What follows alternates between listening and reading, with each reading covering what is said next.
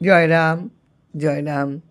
যোগেশ্বর কর্মকার ঠাকুরের সাথে সাথে বহু জায়গায় যেতেন আর কীর্তনের সময় খোল বাজাতেন। তাতে অন্যরা তাকে শ্রদ্ধা ভক্তি করত শুধু নয়, ঠাকুরও তাকে এটা সেটা দিতেন। কিন্তু ঠাকুরের প্রতি কোনো গভীর বিশ্বাস তার ছিল না। যেতেন কিছু পাওয়ার লোভে। একবার চট্টগ্রামে ফিরিঙ্গি বাজারে ঠাকুর আছেন বিধুভূষণ বোসের বাড়িতে। রাতে অনেক শিষ্যরা বসে আছেন।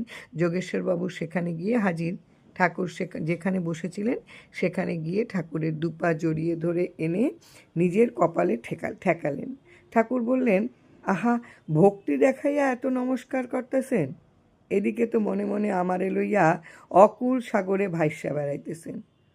অন্যান্য আশ্রিত ও ভক্তরাও একথা শুনে আশ্চর্য হয়ে গেল। ঠাকুর এসব কী বলছেন?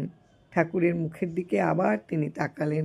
ঠাকুর আবার বললেন, মূর্খরা টাকা বাজাইয়া লয় না, নইলে ধরা পড়লে পুলিশে যাইব। এই ডরে চালাকরা টাকা বাজাইয়া লয়। বলতে বলতেই ঠাকুর হেসে উঠলেন। তারপর বললেন, নেন নেন, আর বাজানো লাগতো না, আর মনের সাথে যুদ্ধ করতে হইব না। ঠাকুরকে প্রণাম করে যোগেশ্বর কর্মকার ফিরে এলেন। জয়রাম, জয়রাম। ডাক্তার প্রশান্ত কুমার ভট্টাচার্য মহাশয়ের পরমেষ্টি গুরু শ্রী শ্রী রাম ঠাকুর থেকে আজকের নিবেদন।